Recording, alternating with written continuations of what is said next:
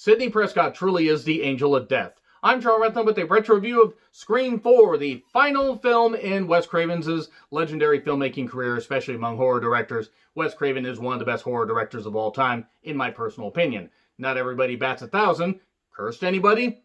Studio interference or otherwise, that was a really, really bad film. But I don't blame him for basically going through the motions, because goddamn, that film was bad. But Nightmare on Elm Street, People Under the Stairs, a film that doesn't get talked about enough. In fact, I may have to retro-review that at some point. The original Scream trilogy.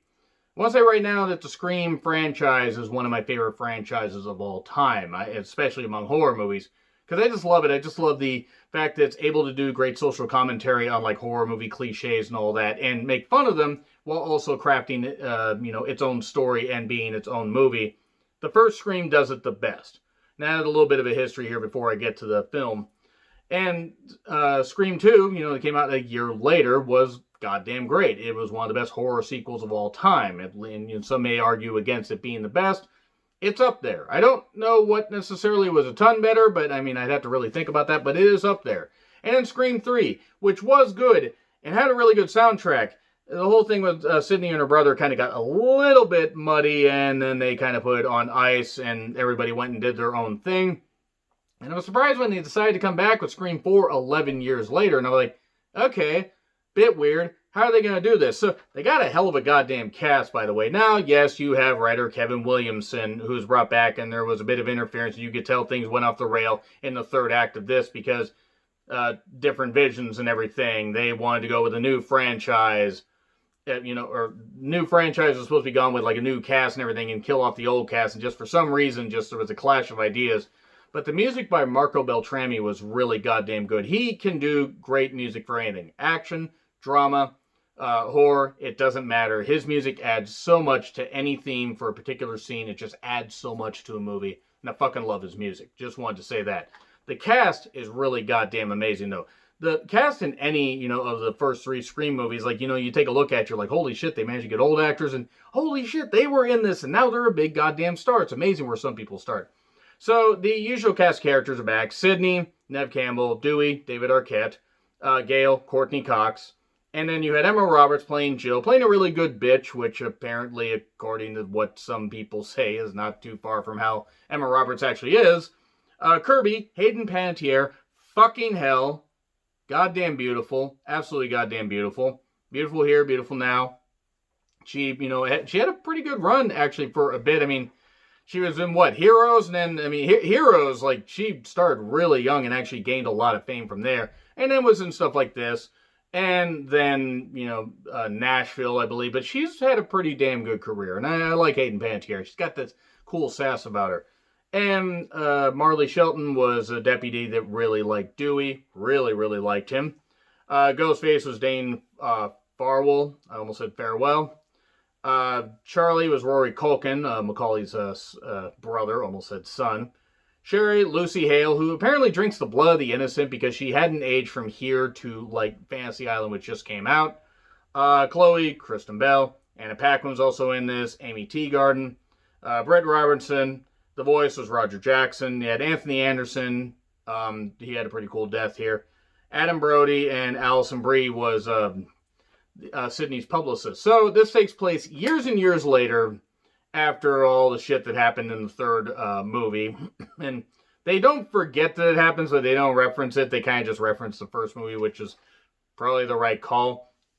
Yeah, about 10 years afterwards, people suddenly start dying similar to how they died in the first one. They kind of do this weird, movie within a movie within a movie thing where you have girls that are watching a movie and then it's revealed, oh, they get killed, and then wait, this other girl's watching the movie. And then they get killed, and then it turns out this other girl's watching a movie, and then these girls are actually in real life. So, yeah, it was a bit silly, and it took a bit long to get to. There was a pretty cool line where, oh, her part ended up on the cutting room floor, but you're the dumb blonde with the big tits, so I'm going to have a little fun with you. The voice is pretty good. Now, obviously, when you get to where you're kind of repeating the same thing, you kind of wonder how much you can tread something, how much, you can tread familiar ground before you start to get old. And there are times where it does get old. Now, it has the good humor about it. It actually does have some pretty good stuff. And it brings up the technology. A couple of guys are live streaming, including Rory Culkin's character Charlie, and he factors in a little bit later. But this idea is, okay, Sydney comes back. She's a best-selling author. Gale is kind of struggling and everything. Her and Dewey are together, but they're kind of at odds with each other, which actually was kind of true to life with the fact that David Arquette and Courtney Cox's marriage. If it wasn't done by here, I think it was done soon after. And everybody seems happy now, so, all is good. But Jill, who's Sydney's cousin, played by Emma Roberts, has a group of friends and everything, and suddenly they get targeted. And you got the boyfriend, Jill's boyfriend and everything, Trevor.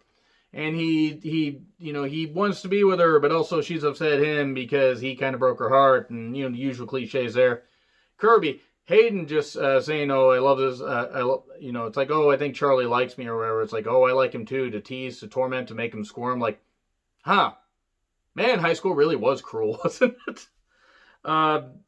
Sydney is at a book signing, and suddenly, there's bloody pictures of her in a trunk with a phone and a knife. Who the fuck got killed? Suddenly, now this investigation is being launched. Who's actually doing this? Gale says, well, I wrote the book on this, and she's kind of at odds with the young deputy that likes Dewey. And the live blogging thing was actually kind of cool. They talk about reinventing the whole thing of a horror remake and stuff like that. You gotta invert everything. You gotta go against the grain. You gotta do all these buzzwords and everything. And I don't know if any of these buzzwords in this movie ever really caught on, but there was this one neighbor girl that's a friend of theirs, Olivia. She got dispatched. She was over there. Oh well, Sydney's staying with Jill, and Olivia doesn't want to be there, even though the girls are watching Shaun of the Dead, Kirby and Jill. And suddenly, the ghost or the ghost face calls. The ghost face caller, if you will, not the ghost face killer.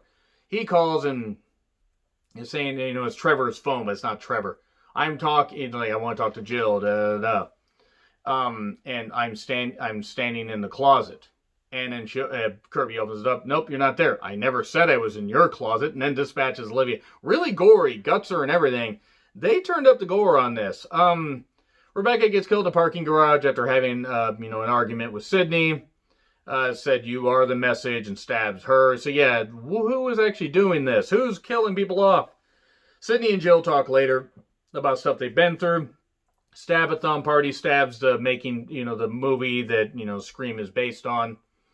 Sidney Prescott's life and everything, and they're doing this, and Gale arrives there after working with the two guys doing the live blogging, sneaks in, and sets up her own cameras. Well, then it turns out somebody else is setting up cameras as a way to, get at everybody. And, well, that was kind of, almost made Gale meet her end. She gets stabbed in the shoulder, almost killed, but nope, she's actually going to be taken care of. And then everyone's at Jill's house. No, the party is the false ending, because the party is where the first one ended. Kirby hits on Charlie. Good on Rory for holding it together, because if I was his age at that time, I don't think I would have been able to hold that. Hayden Panettiere, by the way, just has this cool aura about her.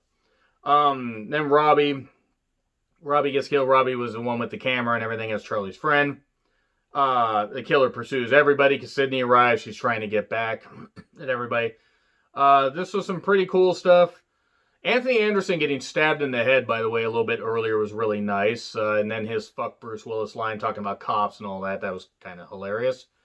So, Kirby gets stabbed by Charlie because Charlie's like, you just now noticed me, because Charlie's in on this whole thing. Charlie and Jill kiss. This whole thing they try to recreate with Billy and, Sydney, but it's actually Sydney and her dad that Billy tried to create there. And then Trevor is going to be blamed for these murders. And then Charlie ends up getting killed because Jill's fucking mad. She then stabs Sydney, beats herself up, ends up in a goddamn hospital, and finds out that Sydney's alive. But before that says, well, maybe Gale and I can write a book on our matching wounds. Or about, write a book with our matching wounds and everything. And then Dewey says that about matching wounds, and Gale says, how did she know I was stabbed in the shoulder? And then he realizes, holy shit, rare slip up there. And then she tries to kill Sydney in the hospital bed, which was kind of funny. They're fighting in the room. Dewey gets hit with a bedpan, which was kind of comical. Kind of reminded me of what Stone Cold Steve Austin and Vince McMahon did. Without Mr. Sacco, thankfully that would have been weird. And it's an alternate ending because Sidney was supposed to die. That kind of hospital thing did feel a bit tacked on, though, so I think that was just kind of them referencing it.